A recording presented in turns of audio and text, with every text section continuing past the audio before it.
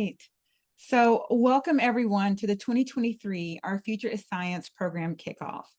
As Ebony just mentioned, my name is Delana Sheets, and as the Associate Director of the Science and Society program, which is the parent program of Our Future is Science, I'm thrilled to be here with each of you tonight.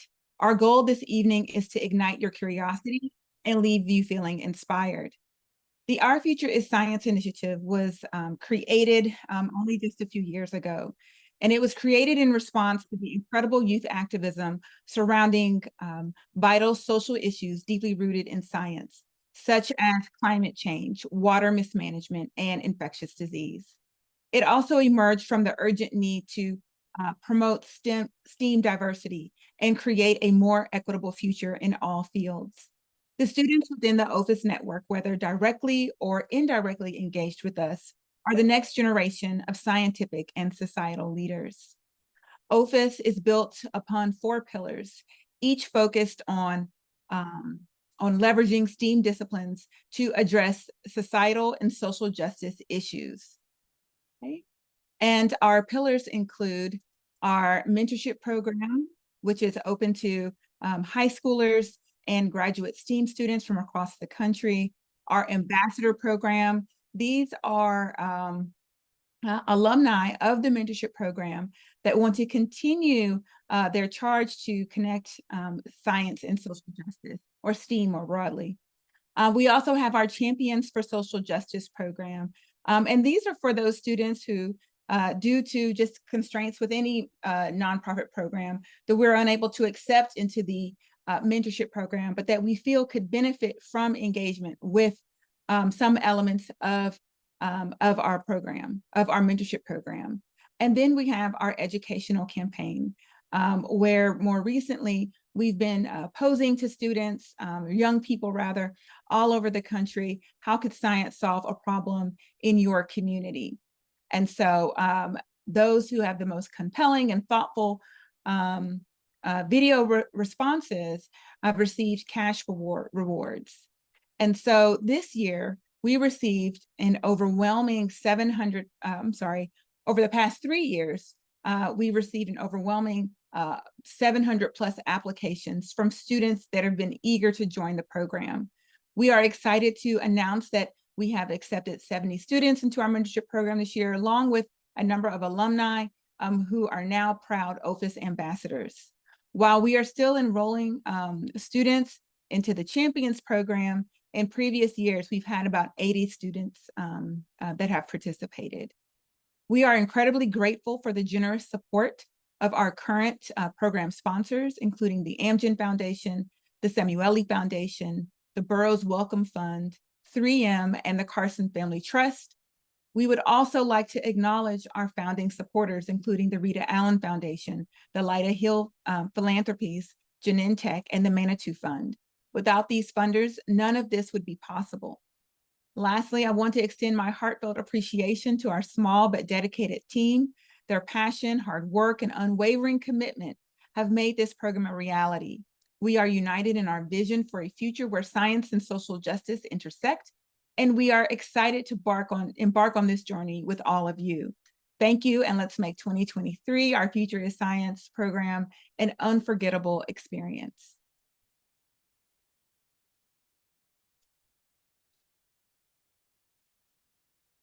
And so now we'll hear brief intros from our team.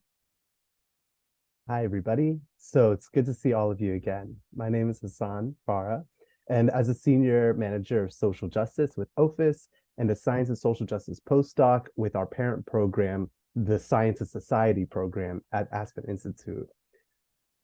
Before all of this, I first became affiliated with OFIS as a mentor in our first year in 2021. So over the past 2 years, I've come back and helped with the ambassador program, which is our alumni experience with all the other former mentors and mentees who would like to continue working with us. And you'll see a lot of them throughout the year. I also finished my doctorate at Virginia Tech very recently, so I'm very happy about that too. And that has helped me become in the role where I am now, helping with Aspen. And you guys will be seeing me a lot, whether through Canvas, Slack, emails. We'll definitely be seeing each other many different times. So I'll pass it on to Caroline. Hi, my name is Caroline Gelb, and I am a producer and content developer. And my role at OFIS is to help bring your experience during this next year to life through real-world research, storytelling, and creating capstone projects that have the potential for much needed and real change. And I'm very excited to get to know everybody and work with you over the course of this coming year. Hello, my name is Ebony Tyler, and my role at OFIS is a science and social justice advisor. I help a lot with the admin work here. And by training, I'm a vocational rehabilitation counselor and an educator. I run a community-based nonprofit called Liberated Success, and we facilitate HBCU tours, SAT prep, career development workshops, and career mentorship programs. And I'm happy to be here and to see you all tonight. Hi guys, my name is Davina. I'm a current junior at Princeton studying public and international affairs. I joined the OFIS team this summer as an intern, and I continue to stay on the team now as a program coordinator. I'm so excited to meet everyone and excited to see you all work out the STEM journey. So, yeah. I'll just add, I'm Aaron Mertz. I'm the founder of the Aspen Institute Science and Society program. And Our Future is Science is an initiative of this Aspen Institute program. And we're thrilled now to enter the third year of OFIS with all of you. Congratulations on getting here. All right. So we're thrilled that you all have accepted the call to consider how STEAM disciplines can be used to impact societal and social justice issues. So welcome aboard, mentors and mentees in the Mentorship Program, high schoolers, undergraduates, and graduate students in our ambassador program, and then those who are interested in being social justice champions who may be tuning in, as well as guests who may be a little less familiar with Our Future is Science. This is a great way to really understand why we're here and how, in which ways we support students. Okay. So this year, we are grateful to have received funding from the Burroughs Welcome Fund and the Carson Family Charitable Trust, which has enabled us to support 8 mentees and mentors. The Burroughs Welcome Fund strongly believes that a diverse scientific workforce is crucial for research innovation, academic discovery, and public service. Based in North Carolina, we are excited to publicly announce our inaugural Burroughs Welcome Fund, Our Future is Science Scholars. And so we have mentee Daniela Thompson from Greensboro, North Carolina, mentee Chidera is a Ninyi from Durham, North Carolina, and mentor Rebecca Ruiz, who is a graduate student at North Carolina State University. We want to say congratulations to you all. And over the coming weeks, we will share with you what it means to be a Burroughs Welcome Fund scholar with Our Future is Science. So also the Carson Family Trust focuses on funding initiatives that alleviate poverty and support community development in New York City. This year, they are generously supporting 5 students from New York City boroughs, and we are thrilled to publicly announce our inaugural Carson Family Charitable Trust, Our Future is Science Scholars. So if you could go to the next slide, thank you. We have Lysandra Laundrie from Brooklyn, New York, Lene Kirkland from Queens, New York, William Cody from Brooklyn, New York, Ashley Cedillo from the Bronx, New York, and Ari Concepcion from Bronx, New York. So let's give them a big round of applause to these exceptional students, and the funding provided by these organizations has allowed us to accept more scholars and mentors, or rather mentors and mentees than previous years. And so we're immensely grateful for this opportunity.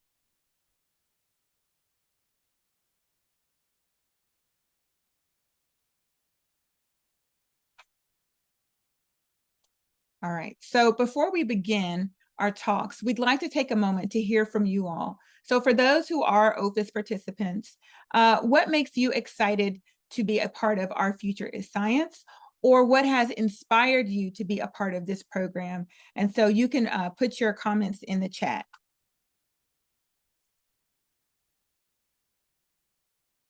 And this is prior to our talks.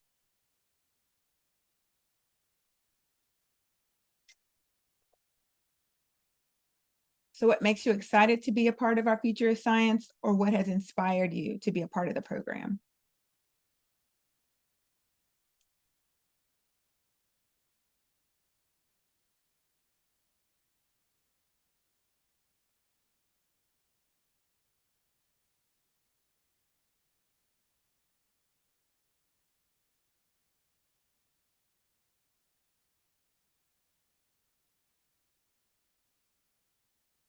Okay, so from Cassandra, it's a perfect way to join together my career in science with social justice issues that really matter, and to get to know some really awesome people while doing so.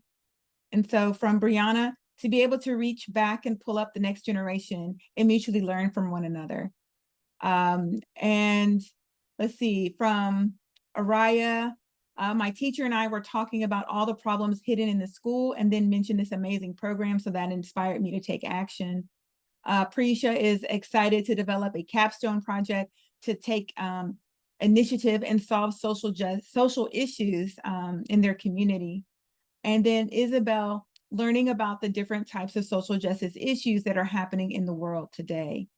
And then I'll read just one more from Hannah.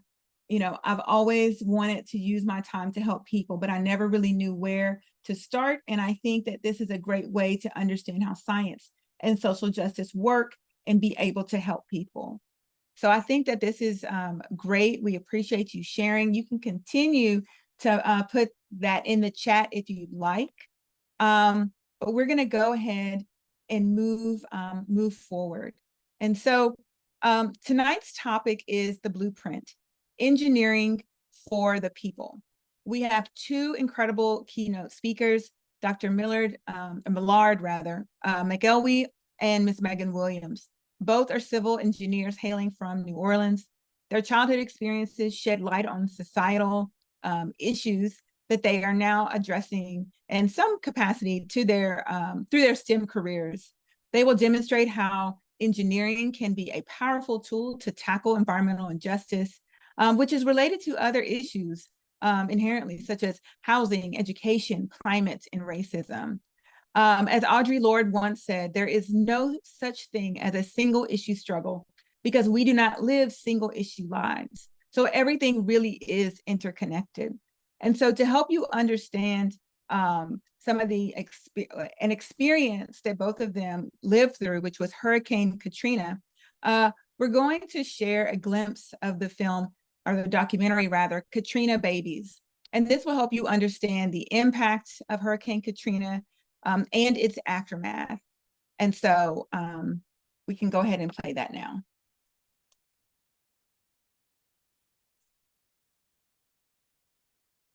We can't hear the audio. Just give us 1 minute.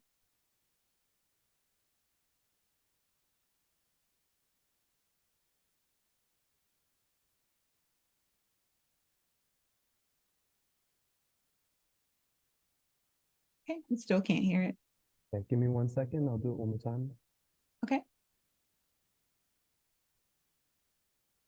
So funny, because whenever we do it before, it works. It works. And then when we try to do it in front of everybody else, it doesn't.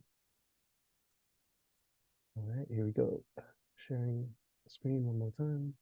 And if this doesn't work, we can just play from the browser. It's all over the place. Like, yo, we leaving. Like, yo, like, I'm not asking you, I'm telling you. Since the storm, it seems like everybody just moved on.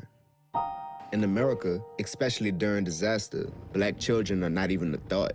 Have you ever, like, talked about this before? No, I haven't. Why are you that? I don't know, nobody didn't really ask me. Hurricane Katrina caused one of the biggest disbursements of Black people in history. After losing so much, why wouldn't anyone ask if we were okay? Nobody ever asked the children how they were doing. So I am. Katrina babies, take one. One can't explain, nor can Friday, I was at school walking the hallways with my friends. By Monday, I was on top of fucking roof. Everything you consider as part of who you are was reduced to a trash bag. Am I gonna die? I don't know. I just was like, I'm not supposed to be here. The New Orleans that we knew was gone. When I got back after Katrina, I naively thought that everything was going to be normal again. The feel of community in New Orleans is different now. Your neighborhood was crucial to who you were. What we knew to be true is gone. Think about what that does to a community. It destabilizes it. I feel like nobody should be that young going through shit like that. They're at home and they don't feel safe. What does that do to our children? It wreaks havoc on their well-being. I can't breathe. Katrina is becoming a folktale, and we're the storytellers. Resilience is when you still find a way to have your head up and help yourself. Sometimes I feel like resilience is used as a tool because they want people to think, oh no, everything is okay. These people are good, like they're strong. Look at how much they've overcome. It's for me to say when I'm resilient. It's for me to say what is resilient. It's not for you. Being able to tell my Katrina story has been part of my healing process. Even though we are resilient, we can never get back what was lost. A concrete rose, will it grow?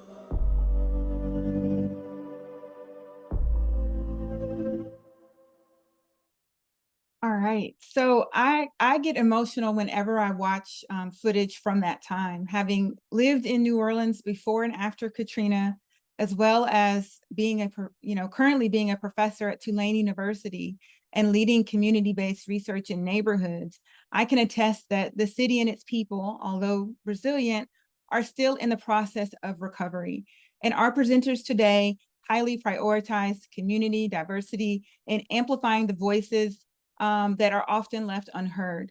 And so it's truly an honor to have them speak with the next generation of STEAM leaders. And I'm excited to introduce Millard McElwee to you. So Dr. Millard McElwee is an engineering and tech scholar with expertise in electrical utilities, offshore mooring, and transportation systems.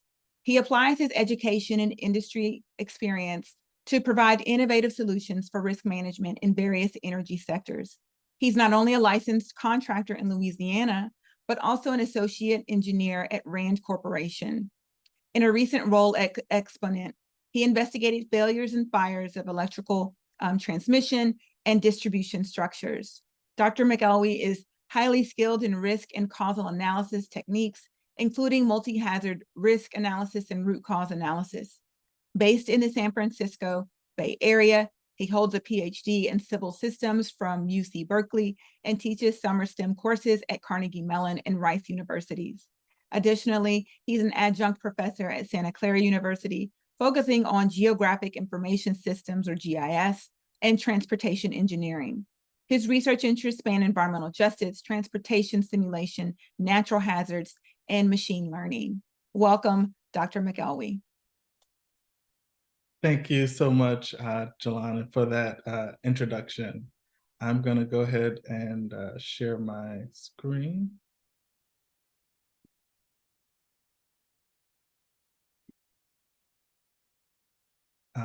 Can everyone see the background? Yes, we can. Okay, perfect. So the title of the presentation today is Civil Engineering, Resilience, and Justice.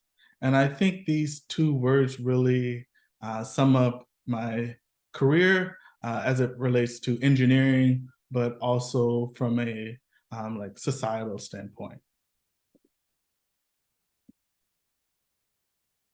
So just a brief snapshot of my background. I would say one of the first experiences that outside of Hurricane Katrina, I would say, that was pivotal in me deciding to really commit to engineering was the MIT's Introduction to Engineering and Science.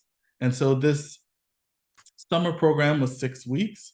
And it really opened up my mind in terms of robotics, multivariable calculus, just a lot of things and what I could achieve.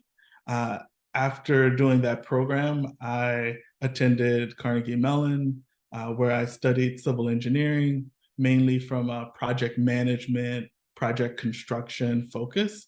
While I was there, I had the opportunity to study abroad in China as well as the Philippines on infrastructure projects.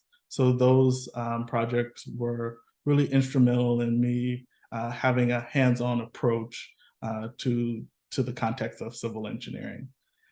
After finishing my bachelor's, I went directly to Berkeley, where I received a master's of engineering, which I often tell people is this combination between master's of science and an MBA. So you have the very technical courses, but they're complemented with business courses like accounting and finance. So after finishing up my master's of engineering, something I didn't mention earlier was that I am a Gates Millennium Scholar. And so I was very fortunate to have my bachelor's through PhD funded. And so although I didn't know exactly what I was going to do along the way, or even what I wanted to study for a PhD, I did know that that was something in my back pocket if I found something of interest. I later, in the second year of my master's, found a professor that was willing to take the crazy idea that I abstractly drew of environmental injustice through a civil engineering lens. And so that's really what I spent the better part of my PhD studying. So my first job outside of college was Exponent, which is a consulting company that focuses on engineering and scientific solutions. And so as an engineer, I did a lot of work on failure analyses. So some failure would happen, let's say a bird flew into contact with maybe an overhead wire that started a fire. Maybe we don't know exactly what happened because there's no bird on the ground to tell us, but we still need some failure analysis completed. So that was the bulk of my work when I wasn't doing like project managing and program managing. And more recently, I've accepted a job at Rand Corporation, which is on the sort of polar opposite end of companies in terms of Exponent, which is very much a for-profit company that is on the New York Stock Exchange, versus like Rand, whose general mission is to like do good for the sake of societal's advancement, period. No tied to a chairman's gains on their stock, but just doing good for good's sake.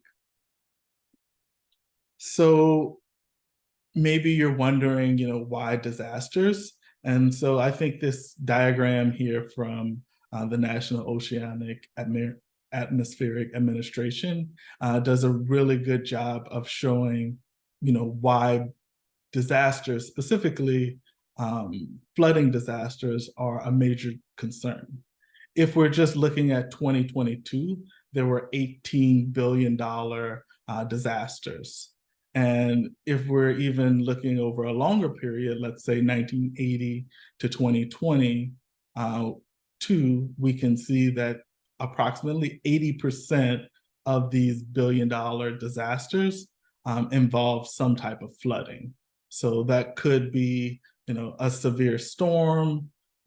It could be some flash flooding event, or a hurricane that was shown in the last video.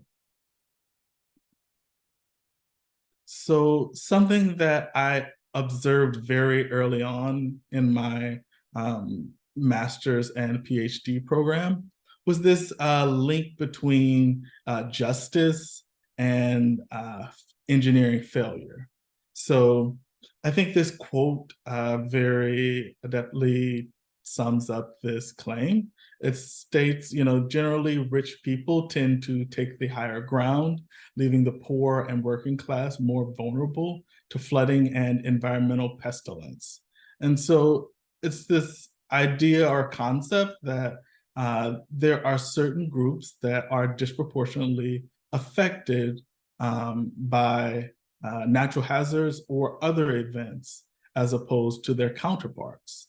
And so this video is, this photo on the bottom left is of a city near one of my other family's hometowns in Bogalusa, showing a march that was very early on in the civil rights movement, and then paired with a 2018 photo of that same location, but completely flooded.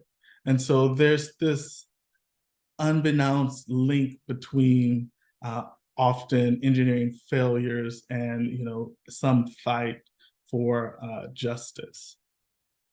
So going back to I think this common thread that joins us here today, Hurricane Katrina was really I often describe it as the catalyst for me really wanting to pursue engineering. And so I was in middle school at the time. My family evacuated to northern Louisiana, but when we came back fairly early, only a few days after the storm, we were without electricity for over 30 days. And so it was really a pivotal moment. It was really an instrumental moment in terms of just digging deep and getting through it. At the time, it just seemed like what had to be done. But the idea of eating MREs for weeks and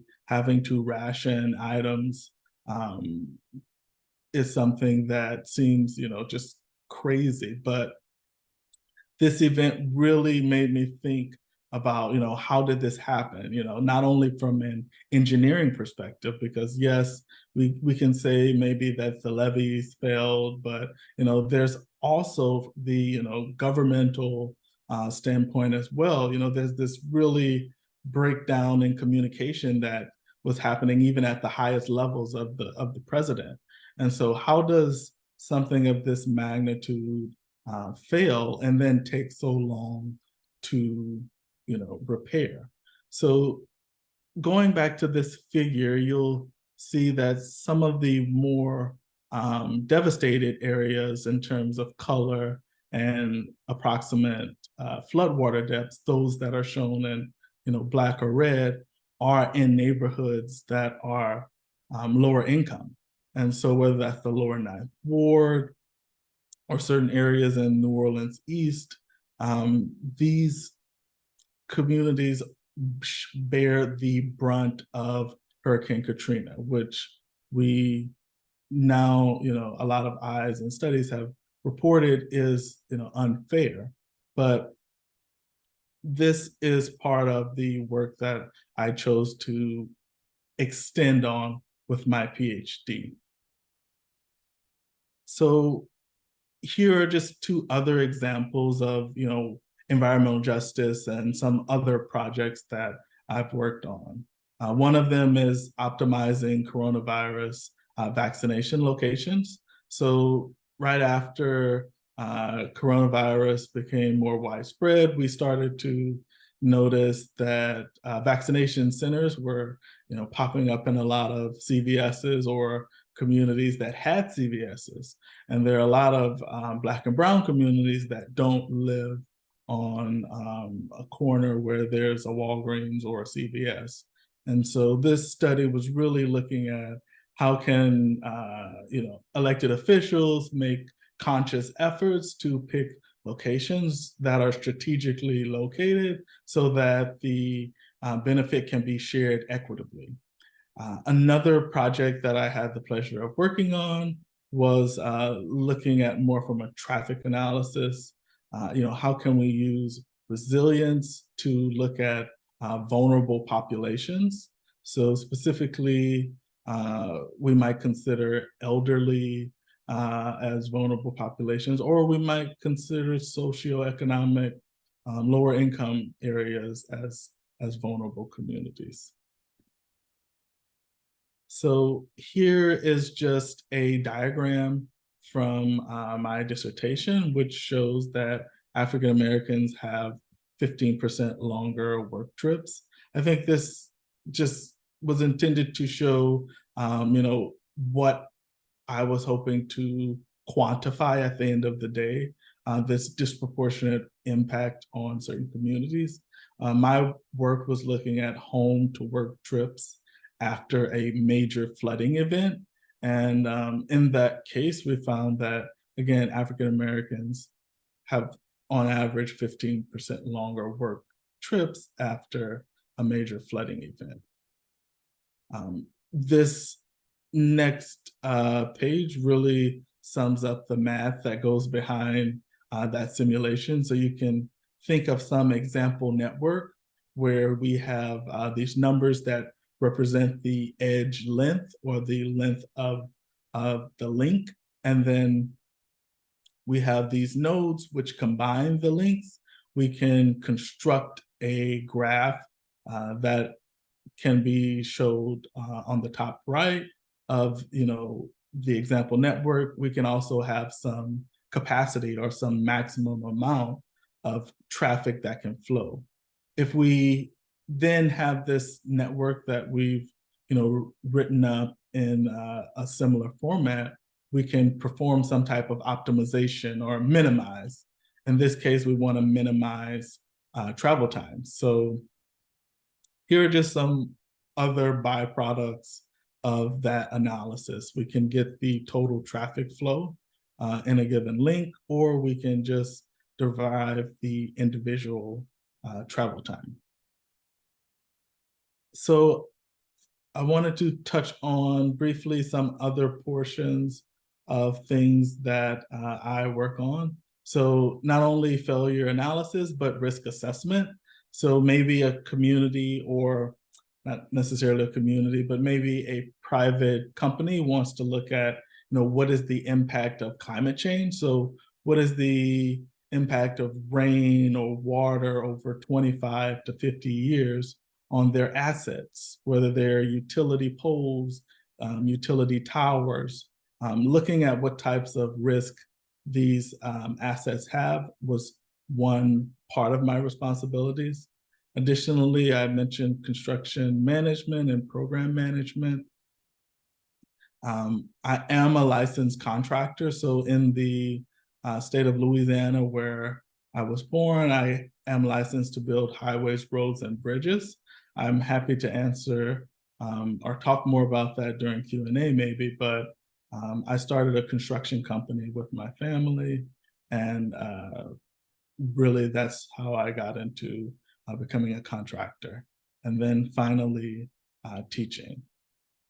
With that, I'm going to close and thank you for attending my brief presentation. Thank you very much, Dr. Elwee. Thank you for sharing so many critical moments in your life that have made you who you are today. I'm sure we all really appreciate it.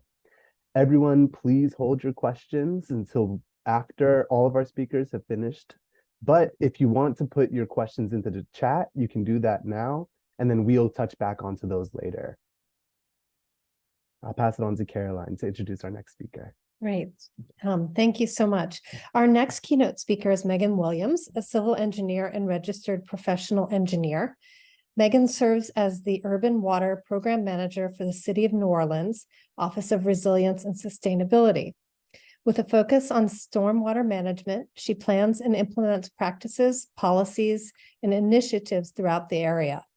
Meagan's career with the City of New Orleans began as a roadway and drainage engineer and quickly transitioned to green infrastructure project management. Her role involves serving as a liaison between various sectors and agencies dealing with stormwater management. Meagan prioritizes meeting the diverse needs of each community and is pursuing a master's degree in civil engineering with a focus on water resources. She's very busy. She received the 2021 Emerging Water Leader Award, and the Water Now Alliance is involved with the New Orleans chapter of Engineers Without Borders and the New Orleans chapter of the American Public Works Association, where she is in her third term as president. Welcome, Meagan. Thank you guys so much for having me. I'm gonna go ahead and share my screen real quick.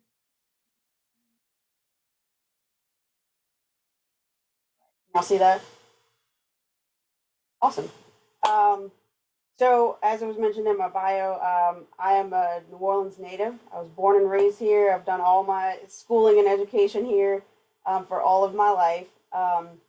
And currently I work for the City of New Orleans for the Office of Resilience and Sustainability. I started my collegiate career at the University of New Orleans, where I got my bachelor's degree in civil and environmental engineering. At the time, I was also a member of the American Society of Civil Engineers, the New Orleans chapter and the student chapter. I was a member of the student chapter of Engineers Without Borders, and currently I serve in the Resilience and Sustainability Office for the city. I have had the pleasure of traveling with our local chapter of Engineers Without Borders to our sister community in Guatemala, where we've installed 3 different projects, which has been an amazing opportunity to be a part of and working with communities far outside of just the ones that we live in. When I started my career out of college, it was fairly traditional civil engineering, roadway design, drainage design. When I started working for the City of New Orleans back in 2016, because of that experience, I was brought on to lead some green infrastructure projects, which I'll talk about in just a second. Over the last 6 years, I worked as the green infrastructure lead on many of our projects, and within the last year and a half, I've transitioned from the Department of Public Works over to the Office of Resilience and Sustainability. I was about 16 years old when Hurricane Katrina hit. I was a junior in high school, sophomore, junior in high school at the time. Most of my family is from New Orleans proper. We lived about 10 minutes outside of the city. Like most people, when Hurricane Katrina hit, we didn't decide to evacuate until about 24 hours before the storm itself hit. It was not atypical for most people to kind of shelter in place and just ride through the storm. But the 36 hours leading up to the hurricane touching down in New Orleans, you could sort of physically feel the air thicken. You could feel the urgency, and that we were dealing with something we had no idea what it was going to drop on us. And a lot of people decided at the last minute this was not the one to ride out. And to speak to the social justice piece of this, there were a lot of people who couldn't make the decision to leave. They were unable to for a lot of different ways. The city was not prepared to assist those people at a mass scale. And the folks who were affected the most were the most vulnerable populations, as they normally are, which are typically the Black and brown communities. You saw in the trailer, people who stayed home and their homes got flooded. They ended up having to go through the roof or go up into the attic and bust a hole in the roof to get rescued. People are treading through floodwaters, which is very dangerous in and of itself, with no place to go. And a lot of people ended up at the Superdome, where we just piled as many people as we possibly could into one location. And again, those are our folks who need the most help a lot of the time, or most of the time, actually. And that was, I think, one of the biggest or the most crucial key points in understanding social justice and environmental justice and how they really work hand in hand. So Hurricane Katrina decimated our communities, and communities that served as the identity for a lot of people and who had been here for generations. people who had lived here for 4, 5, 6 generations of their family lost everything that was reflective of those generations. And you can't replace those things. You don't replace those things. And I think people really started to realize that it's not just about the rain that falls on the city, and it's not just about how hot it is. It's about the way that the people are affected on a day-to-day basis of what life should look like. Hurricane Katrina was a national disaster. It was deemed so by FEMA, but what we've started to see over the last probably 8 years are non-hurricane related disasters. And this is where a lot of my work really starts to focus. So one of the problems we're trying to solve is flooding. Now, if I showed this photo to most people, they might think that it's from Hurricane Katrina. It's not. These are from 2017, 2019, and 2020, most of which were a Tuesday afternoon. We have really shifted into this non-disaster related flooding realm of reality where it can rain any given day and we have 3 to 5 to 6 feet of water in some of our communities. Each and every one of these photos, I can probably pull 20 more of them to be representative of the events of these days. This is an exceptional burden on the communities and the people who live in these areas. Not just financially, and losing, your materials is obviously a big part of it, but people can't get home, they can't get to work, they can't go and pick their kids up from school because the streets are flooded. So the impact and the burden that this places on our communities is so heavy that it's really tough to say what resilience means when that's the burden that people are having to live with. It's almost in a way, we're forced to be resilient because we have so many things to deal with that if we weren't resilient, we just wouldn't be here. And even that in and of itself is an emotional and a mental burden to be placed on a lot of people. So not only are we dealing with extreme flooding, we, along with the rest of the world, are dealing with extreme heat. This past year was the Earth's hottest month. So July of this year. So the entire world is experiencing this extreme level of heat. And New Orleans is no stranger to that. Prior to this being the hottest year on record, New Orleans already had what we call the most severe heat island effect in the United States. When you have pavement and materials and surfaces that are very hard and don't tend to reflect heat back up into the atmosphere rather than absorb it and filter it, it becomes a very hot place. We are a very densely populated area, which means there's not a lot of green space. So it gets very hot very quickly, and with the humidity that we often have to deal with, it bumps that temperature up quite a bit. So we recorded our second hottest day ever recorded in the city of New Orleans in July of 2023. We also had 22 record highs that we tied or exceeded. Not only was it just hot, what also happens when it's hot is there are health effects that really start to come into play. And again, touching our most vulnerable populations, the elderly, the Black and brown communities, folks who don't have the resources to just run their AC all day. We had record numbers of hospitalizations specifically due to heat exhaustion, heat fatigue, I think, is a new term that we've been listing lately. Our hospitals were inundated with people every day suffering from some sort of health effect from the heat that we're dealing with. And again, we've exceeded as a planet. I think our typical record is about 62 degrees, a global temperature of 62 degrees. And I think it's actually been about 60 degrees. And it's exceeded that by about 2 degrees, which is a lot. I know 2 degrees doesn't sound like a lot, but when you feel 96 degrees versus 98 degrees, you'll know exactly what that means. So we really start to see the effects that the changing of our climate is having on day-to-day life for a lot of people. So what are we doing The first thing that we have to learn as a city, as those in charge of doing some of these large scale projects, is we have to build trust within the communities. We have seen time and again projects that happen to communities and instead of them happening for the community. And typically what that means is we sit back, we as the local government especially, sit back a lot of the time and we think, I know what needs to be done. And the community is going to be so grateful that I'm giving them this project. We don't go talk to people. We don't go and ask them what they need or what they want. We just go and do.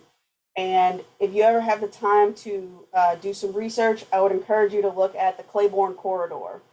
It's a large stretch of an interstate that was installed right through a historic Black neighborhood in the city of New Orleans. And it really changed the landscape of what that neighborhood originally was and what it was intended for, all because we needed to get from point A to point B faster.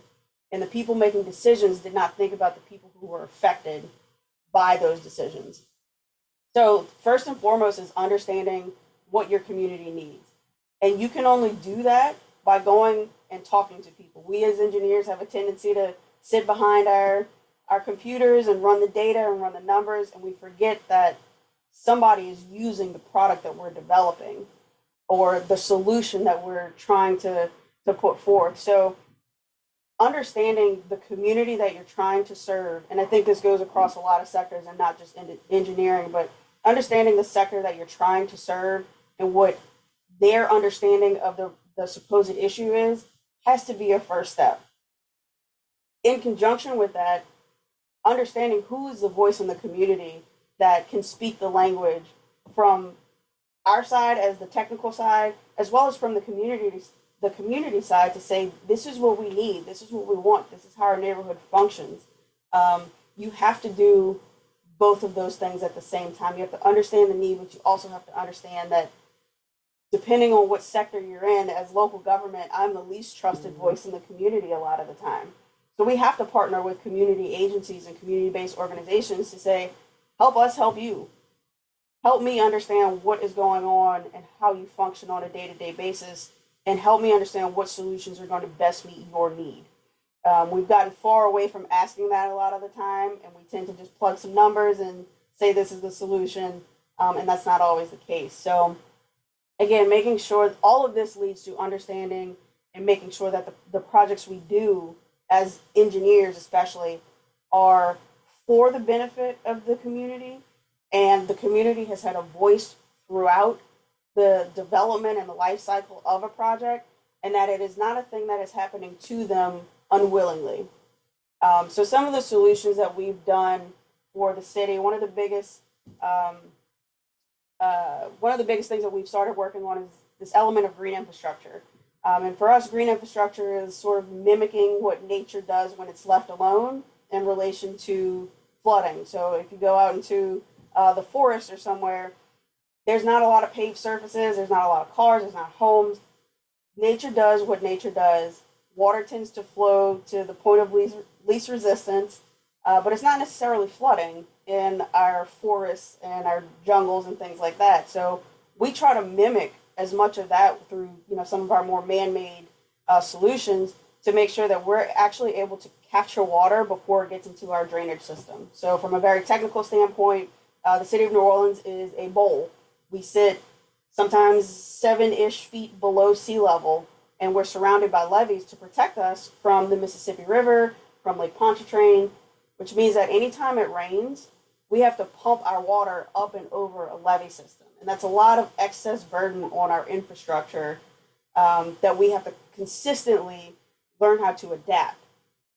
The element of green infrastructure allows us to capture some water before it gets into that drainage system to give just a little bit of relief to it prior to pumping. So some of the photos that I'm showing are elements of green infrastructure under a baseball field at one of our local parks. We installed some tanks that allow us to store water underneath the ballpark, and when it rains, it's full of water, but when it's dry, it's still a ball field that people can go play in. The two photos at the bottom are the Pontilli drainage network, which installed bioswales, detention ponds, and permeable pavers throughout what is now listed as a historic Black neighborhood in the Pontchartrain Park area. And the photo on the right is something that we have been shifting towards when it comes to community engagement. Typically, community engagement has been it's a one-way communication. We're here to tell you what we're going to do, and we're going to do it, and you're going to be happy about it. What we have learned is community engagement starts at the inception of a project. The moment an idea is formed for a project is when community engagement starts. And meaningful community engagement is when there's a feedback loop, meaning you can tell me what your idea is, I can tell you mine, and we keep continuing to communicate those things to one another and adapting the idea to meet both of those needs. So this project that we've done, or that's in the works right now, the St. Anthony project, we sat with the community and had design workshops, and in which we said, here's what we think should happen. What do you think should happen? What do you know about what's happening? And how can we find a middle ground to make that happen? So I think I hope one of the things that I can communicate to you is to build resilience within communities. The community has to be at the heart of it. They really have to be the nucleus of resilience. And just like it said in the video, let them define what resilience is to them. That's not our duty as engineers to define resilience for someone else. We can create the elements that support resilience, but let the community define what that is and keep them at the forefront of every single thing that happens and the decisions that are made.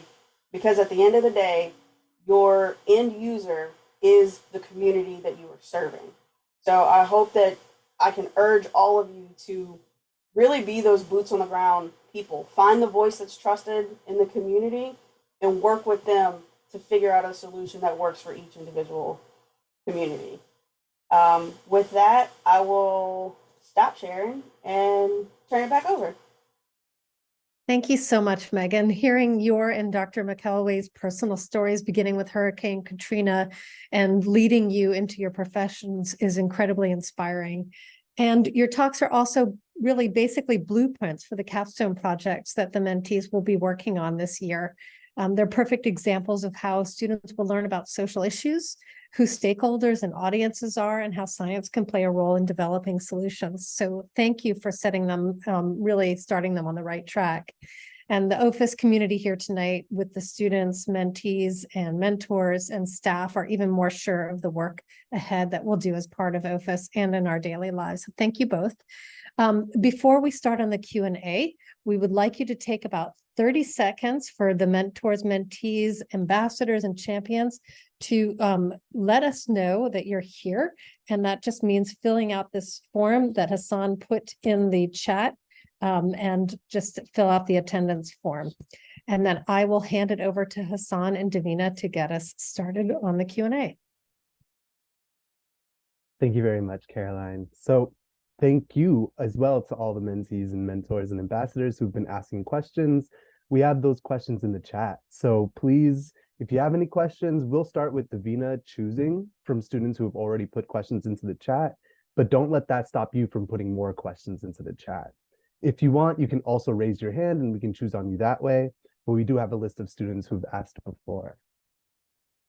So first, I'll pass it to Davina. Thank you. Okay, we'll get started. I guess I'll start by calling on people and you can just read your question out loud. And also please correct me if I mispronounce your name. The first question is from Brianna. Sorry, I was typing. Hi everyone, my name is Brianna.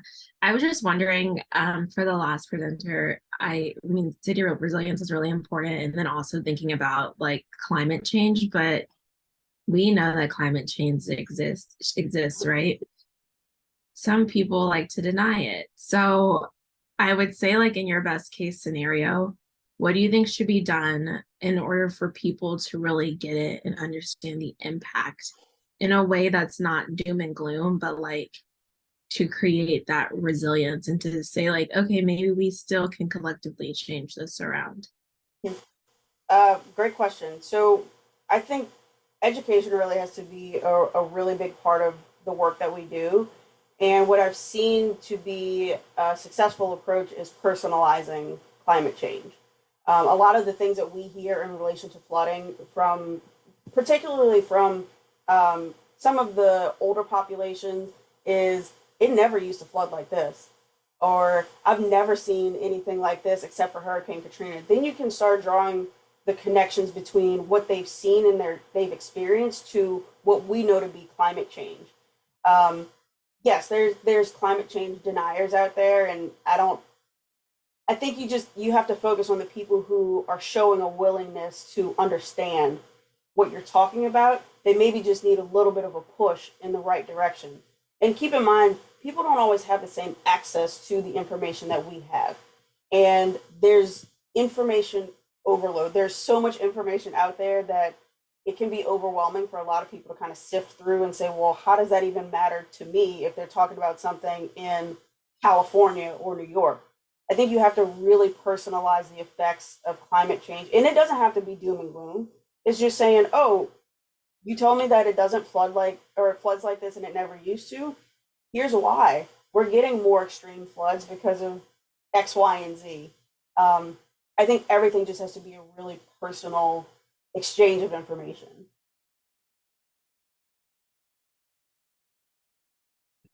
Thank you.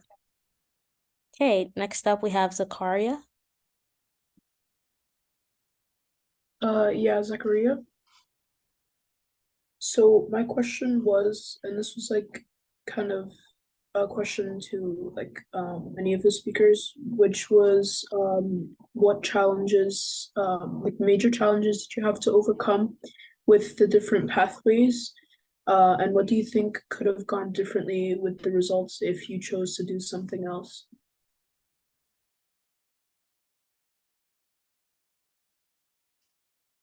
I guess I'll start with that one. I think one of the challenges for me specifically is being a woman in engineering. It's not always easy. We really have to fight to have our voices heard. We often have to work twice as hard as some of our counterparts, particularly being a woman of color in engineering. Our work has to prove our point more so than what we say. So we got to show it to people before we show our credentials. Credentials often don't matter. It has to be based on our work. It's a full meritocracy when it comes to being a woman in engineering. That's one of the biggest challenges. As far as what I think could have gone differently, I try not to focus on that. And I really try to keep in mind that I am where I was meant to be. And the path that I took is the path that was meant for me. The what ifs don't matter. I just have to stand fully in whatever this purpose of mine may be and the talents that I have currently, and using them to the fullest extent every day.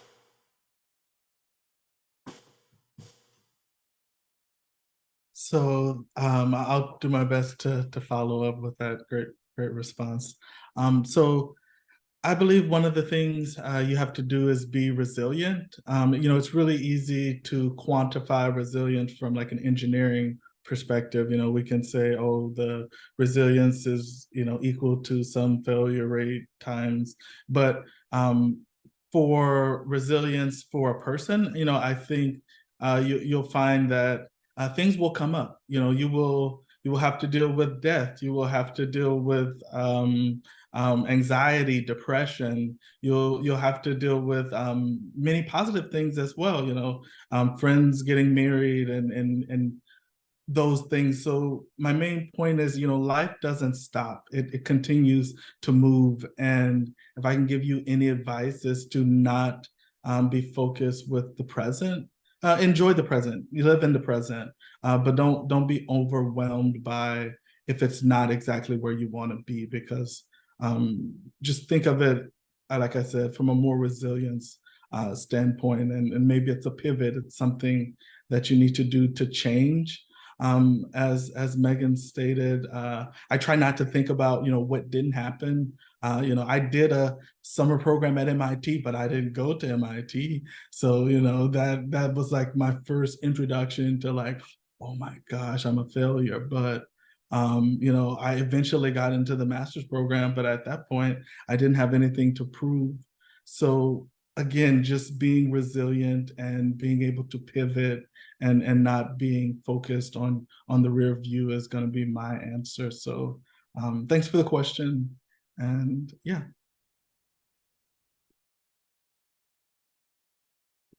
Thank you so much.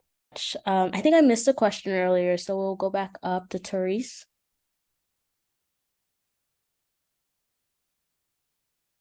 Yes. So what I asked, it was for the first speaker. I was curious about the Gates Scholars Program and what it's about and how that kind of helped you manifest the career in engineering that you desired. Yeah, no, that's a great question. So I don't know if the program is in the same iteration it was when I did it, but when I applied, they selected like 1,000 recipients. I think there were over like 20,000 applicants. But the point was to provide funding for engineering and science and math fields through the PhD. And so I wrote several applications and was selected through that that process. I was then introduced to like a cohort where I met mentors, and then really the main benefit for me was the financial backing. So I didn't know quite what I wanted to do, but it was paid through the PhD. So that's the real benefit from it was called the Gates Millennium Scholarship, the Bill Gates Millennium Scholarship from the Bill and Melinda Gates Foundation. I don't, like I said, I think they've changed the rules some, but they do still have a scholarship. I can't speak to it, but if you have more questions, I can definitely answer those.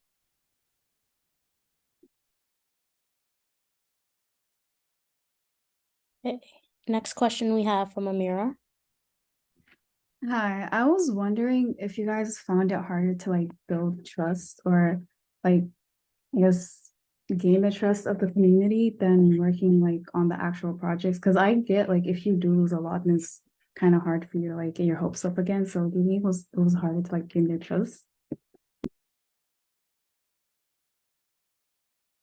Yes, it is exceptionally difficult to gain the trust of the community, and I think you have to remember that depending on what sector you're working in, for me in local government, we often pay for the sins of every other administration that we've worked, that whether we work there or not, we are paying for the sins of many years that have preceded us. So it's an exceptionally difficult thing to do, and I think nationally, what we've seen is in a post-COVID world, trust in government was at an all-time low across the board.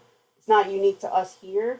In many other places around the nation, it was the same thing. But what I've seen be successful is working with the experts, which are other engineers and landscape architects, that can kind of be a little bit of a buffer, I think. And again, this is where really like finding the voices in the community that people are willing to hear and listen to. I think that's where that really comes in, because it is exceptionally difficult to, there's not like a grace period. I think a lot of the time, if you fail big.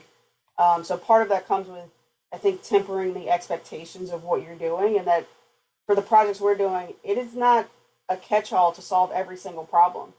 If a hurricane hits, God forbid, we might still get some flooding. This is more for like the day-to-day of what we're trying to do. So I think in a lens of transparency has to be a really big theme of community engagement, and like meaningful transparency, not just to check a box. Thank you.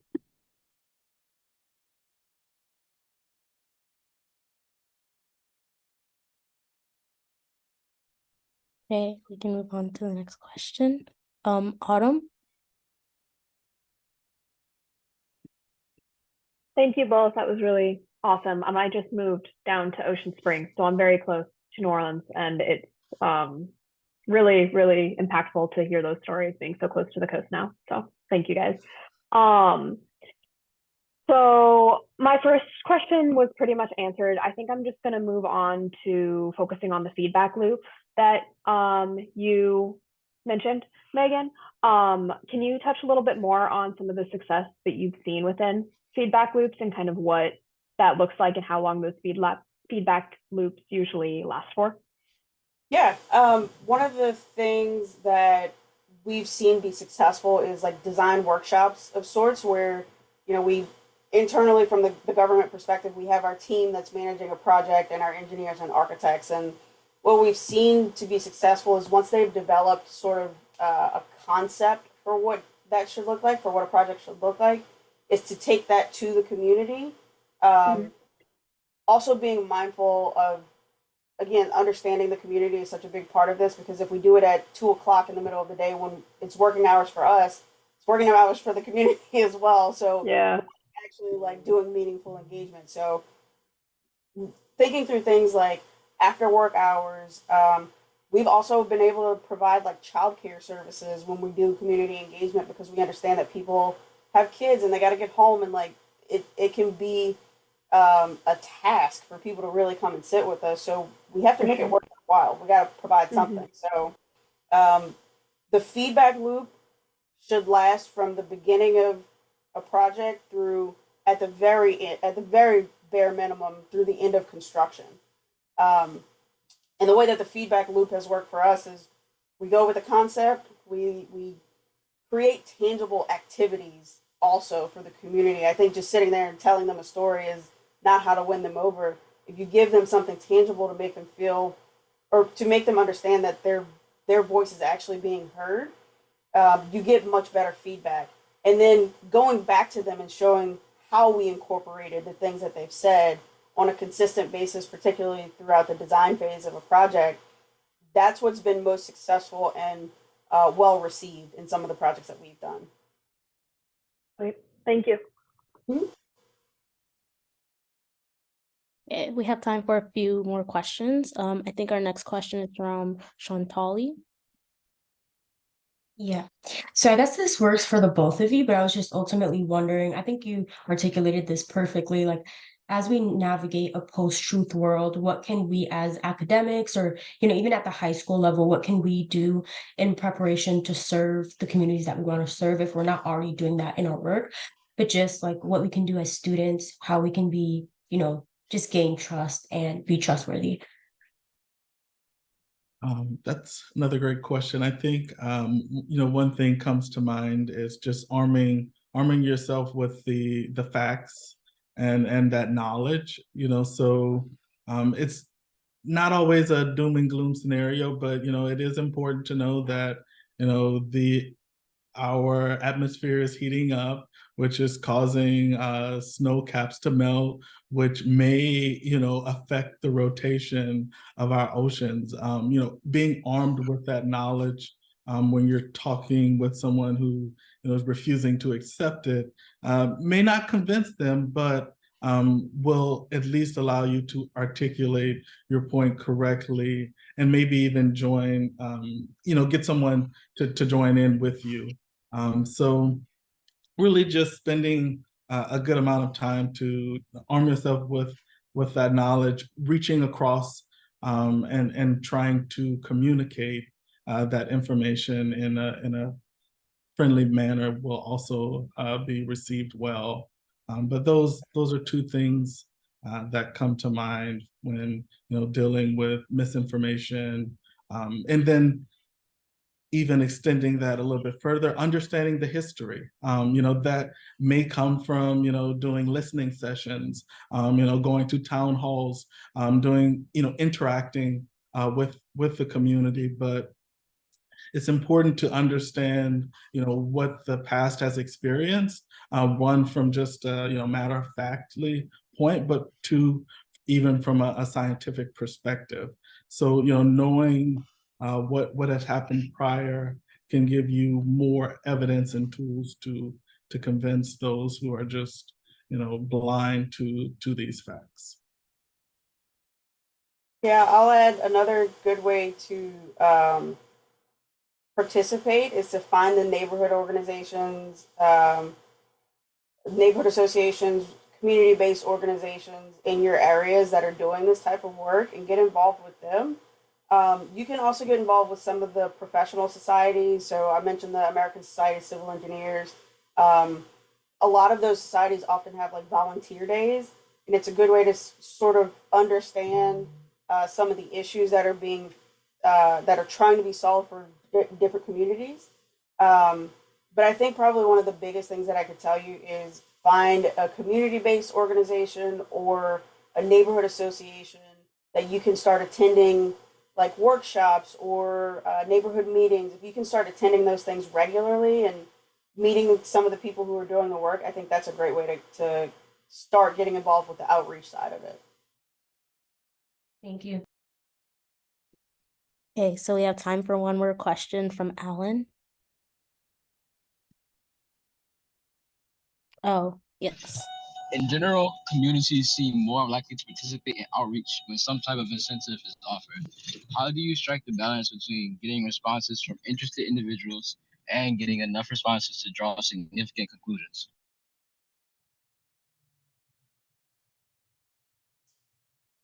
I can try and tackle that one. Again, I think it goes to understanding the community you're trying to serve. So we ran into this issue quite a bit at the start of some of the jobs that I worked on, was trying to do community engagement and doing like a door-to-door survey, essentially. That didn't really work if people were at work. So you're not getting really any sort of, I don't want to say any, but your sample size is exceptionally small at that rate. So I think it's understanding your community first, and are these 9-to-5 workers the majority of the neighborhood? Are these a lot of people who work from home? I think understanding that first, and then I think you kind of have to just get out of your own comfort zone and say, this is going to be something I have to work on at 6 p.m. because that's when people can come. And it's not even, I don't even know that it's the most traditional sense of incentives. It could be something like being able to offer childcare so that people can come and have a voice for their own neighborhood. I think just simple things like that have really allowed people to come and interact with us in some really great ways. And also, when there are activities for kids as well, that's been a really big, successful component of community outreach for us, is being able to have something tangible for kids to learn as well. I'll just add one experience from my background. So during my PhD, I had the opportunity to go to Paradise, where there was a big campfire that decimated much of the community. And I received funding from the government.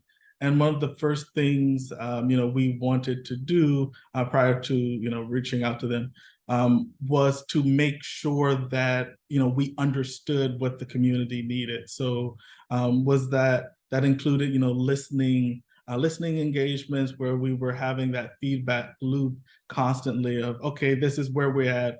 Are we interpreting the problem correctly?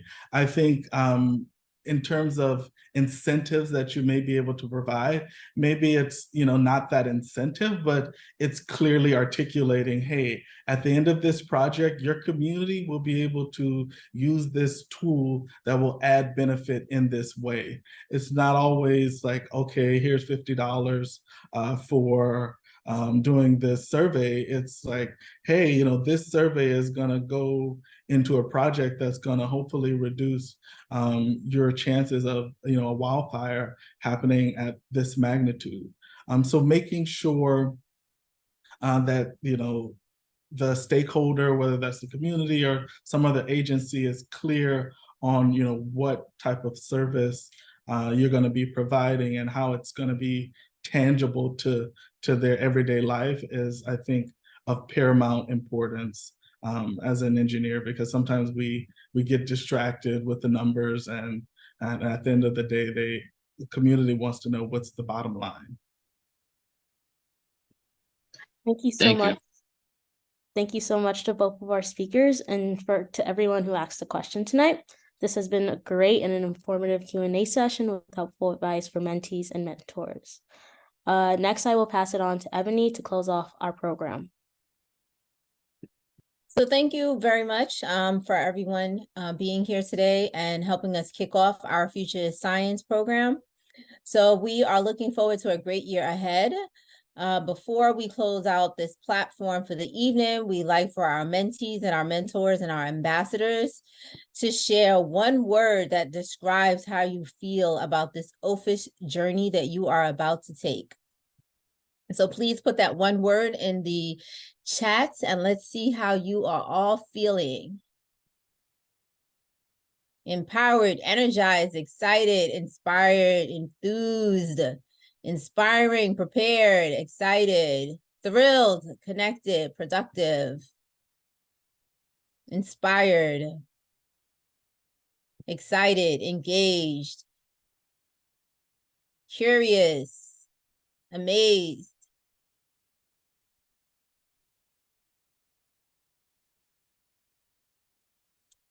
Wow, this is really great. So thank you again to our speakers. You definitely have kicked off this year. It was definitely very inspiring. So thank you. So please be sure to complete the attendance form, and that's going to close at 9:15. Make sure you visit our website, ourfutureisscience.org, and follow us on social media to learn more about our initiative and future events and our educational campaign.